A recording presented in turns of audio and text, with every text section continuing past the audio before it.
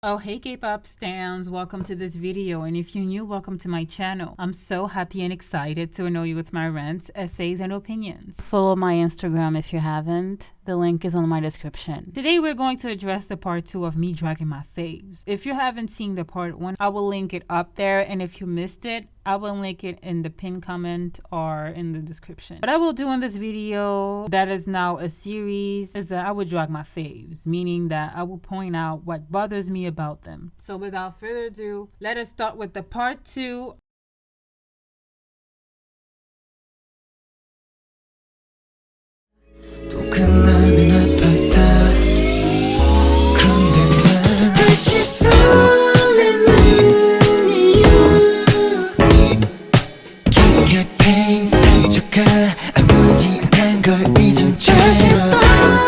I'm going to start with the oldest of my faves in this industry, and I would like to call out their inactivity. I've seen them being active in Japan and drop very poorly promoted Japanese comebacks, but I quite can't get over the fact that the last Korean official album TVXQ dropped was in 2018. Like, it's scandalous. They actually did beat Blackpink's record. Can you believe that?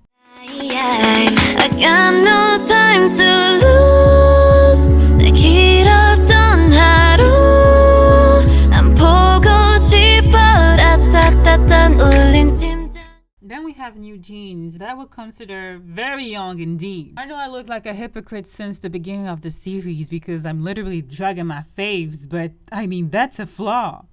And what I mean by the fact that they're too young is that, well, they're too young, and leading them at such a young age to face problems such as haters, antis, obsessive fans, and that could have consequences in the long term. Speaking of which, them having big sponsors at such a young age sounds off to me. I mean, one of the members is a luxury brand ambassador.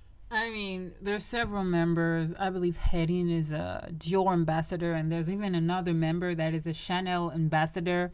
And here's a problem. The problem is that the thing that I would consider cool when it comes to children's stars is that I would consider cool when it comes to children's stars that I could relate to. But how, as an average teenager, could I relate to a fellow teenager wearing luxury clothes?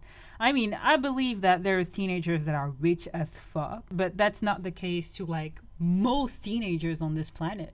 And even if most teenagers were that rich, Chanel and Dior wouldn't be the first boutiques they would go and shopping at. My point is, how can you relate to an ambassador of a luxury brand that is a teenager? And bear with me, being an ambassador isn't a problem here, okay?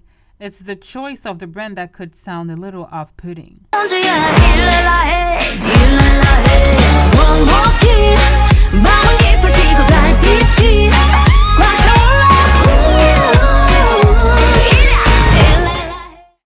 Then we have Mamamoo.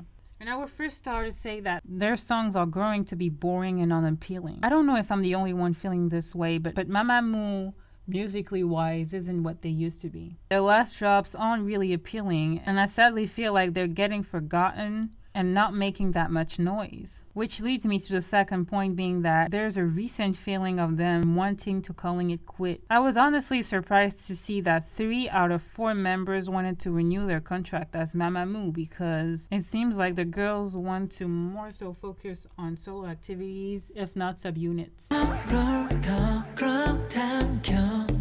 You are my crush, I got a crush on you. 나는 너에게 rush. You're my crush, I got a crush on you. 나 말고 전부 다 hush. Then we got 17. I will only point out one thing about them. The fact that they are giving us too much activity at the same time. What I mean by that is that I know it seems really wild to say, especially because 17 is the only third generation group that is this active. But them dropping that much won't let us fans enjoy the possible gems they're dropping here and there. That's a good thing to be hyperactive. But that's also a bad thing because, well, the gems are being hidden. Too much, too fast. We have the member solo activities, and remember we have 13 members, so them getting solo activities is cool but kind of difficult to follow up. Doubled with the subunit songs followed by the Japanese comeback. And when we're about to catch up, Pledis announces a comeback coming the following week.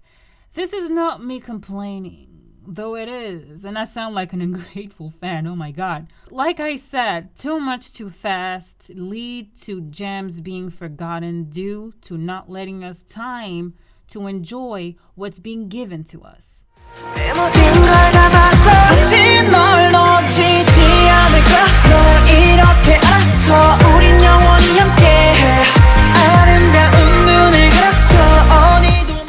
Next we have Victon, and I will only say one thing. Their management is shite. I think that regarding the recent events being 3 members of Victon refusing to renew their contract with ISE Entertainment, we can easily guess that the terms they were having with this company and the poor treatment they were having, like the poor promotions for example, we shouldn't be really surprised after all. Also the fact that we got no official statement whatsoever regarding what future the group has, like the fact that half of the members left the company. Should we consider it a disbandment? Are the remaining members going to promote as a 3 members group? Does Victon even still exist? We don't know anything and the clock is ticking. And I think that is the result of a really, really bad management.